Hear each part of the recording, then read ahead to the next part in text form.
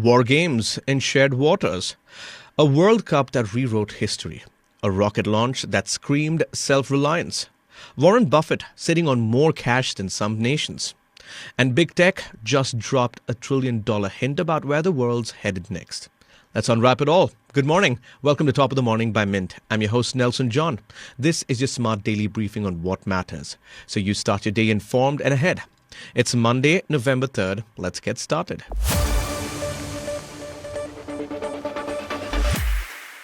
India and Pakistan are conducting major military exercises in the exact same waters right now. And while it sounds like a recipe for disaster, there's more to this story. Pakistan issued a naval navigational warning on Saturday for firing drills starting Sunday in the northern Arabian Sea. Here's the interesting part. The area overlaps with India's ongoing 2-week tri-services exercise that kicked off just 2 days earlier. Pakistan's hydrographer issued the alert for drills running November 2nd to 5th. The exercises will involve warships conducting live surface and subsurface firing across roughly 6,000 square kilometers. The warning to mariners was clear: keep well clear of the exercise area. Meanwhile, India's massive tri-services exercise called Trishul is already underway across Rajasthan, Gujarat and the Arabian Sea.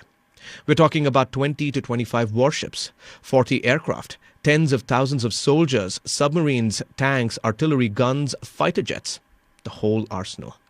Vice Admiral A.N. Pramod said on Friday, the main goal is to enhancing synergy among maritime forces and all three services. They're even conducting amphibious operations using INS Jalashwa and other platforms. This includes cyber and space domain operations too. So why isn't this a bigger deal? Geointelligence researcher Damien Simon pointed out that while the areas geographically overlap, coordination between both sides will likely keep things professional. It's actually not uncommon for the two militaries to conduct simultaneous drills, since their maritime territories are right next to each other. But here's the context that matters. This is the first major Indian military exercise since Operation Sindoor in May. That was a 4-day confrontation where India struck terror camps and military installations in Pakistan and POK, responding to the Pahalgam terror attack that killed 26 people on April 22nd. The exercise area also covers the disputed Sir Creek sector, a 96-kilometer maritime strip that's been a flashpoint for over a decade. Last month, Defense Minister Rajnath Singh warned Pakistan of an overwhelming response if it attempted any mischief there. He said the response would be strong enough to alter the history and geography of the area. Last week, Singh also mentioned that Pakistan is still recovering from the blow India dealt during the May clash. So while both navies are drilling in overlapping waters, the message sent is pretty clear. Sunday at Navi Mumbai was one of those rare moments when a sport transcends the game itself. India's women's cricket team defeated South Africa by 52 runs in the World Cup final. Captain Harmanpreet Kaur took the final catch, and as she sprinted into the outfield, 45,000 fans erupted. The trophy had come home. India posted 298 runs and defended it convincingly. But here's why this matters beyond the scoreboard. This team had been knocking on the door for years, lost the 2017 World Cup final at Lord's by 9 runs. Came close again in the 2020 T20 World Cup final. Each time, heartbreak. But this time, they broke through. Smriti Mandhana topped the run charts. Deepti Sharma took 19 wickets, the most in the tournament. Young Sri Charni bowled brilliantly in her first World Cup. Jemima Rodriguez led the record chasing against Australia in the semi-final. Shefali Verma delivered in the final where it mattered the most. The support was massive. From Guwahati to Indore to Navi Mumbai, crowds turned up. Smriti's jersey sold alongside Virat's at stadium counters. Watching from the stands were Rohit Sharma, VVS Lakshman, ICC Chairman Jai Shah and legends Diana and Maitali Raj. The team takes home 40 crore rupees in prize money, matching the men's prize. Pay parity, infrastructure support, and now a World Cup. This isn't just about cricket. It's about how India sees women's sport. And after Sunday, that view just changed forever. Here's another celebratory story that's making India proud. ISRO launched its heaviest homegrown satellite mission. The CMS-03 communications satellite, weighing 4,410 kilograms. It lifted off at 5:26 p.m. aboard the LVM-3 M5 rocket, very well nicknamed Bahubali for its heavy lifting power. So why does this matter? For years, India had to rely on French rockets to launch its heavier satellites. The last time ISRO sent a heavy communications satellite into space, it used an Ariane rocket from French Guiana. That was GSAT-11 in 2018, weighing 5,854 kilograms.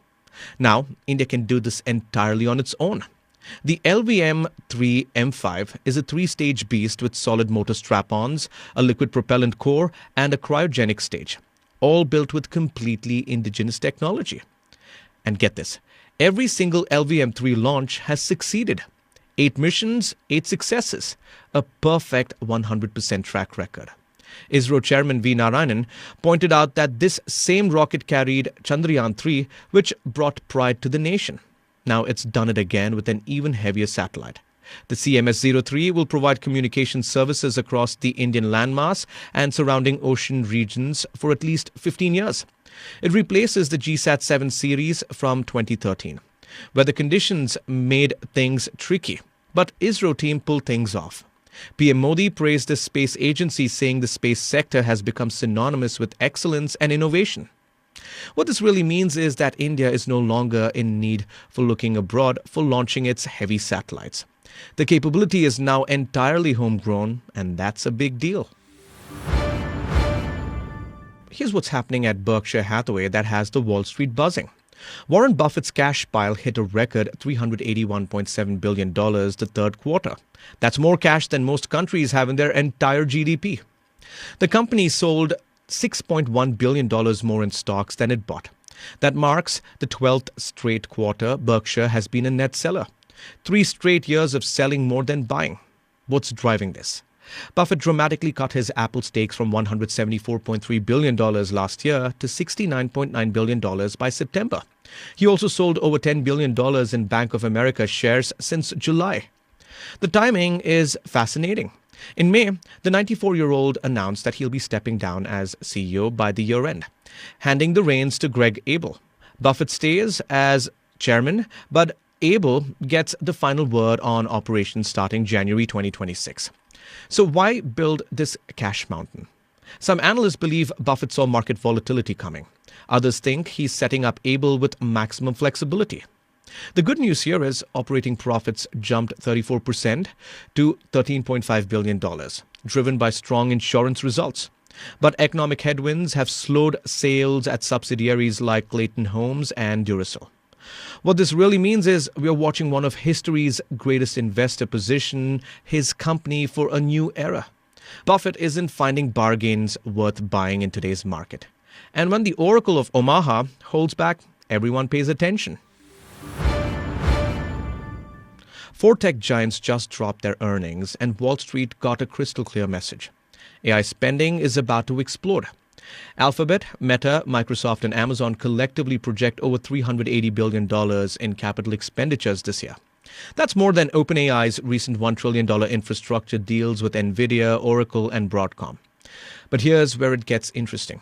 Investor reactions were all over the place. Amazon stock soared after raising spending forecasts to $125 billion. Alphabet got praised, bumping capex to $91 to $93 billion. Their stocks went up. Microsoft, however, fell 3% despite beating estimates. Meta got hammered, dropping 11% in its steepest fall in 3 years. The reason? Amazon, Microsoft, and Google have cloud businesses that directly benefit from AI infrastructure. Meta doesn't. It's betting on AI improving its ad business. But analysts at Oppenheimer downgraded the stock, calling the revenue opportunity unknown. Some observers are calling it a bubble. The spending is massive, and the payoff remains unclear for companies without cloud revenue streams. That's all for today. Thank you for joining in. We are eagerly looking forward to our next Top of the Morning episode, which will be packed with the latest news. Until then, this is Nelson John signing off. Have a great day.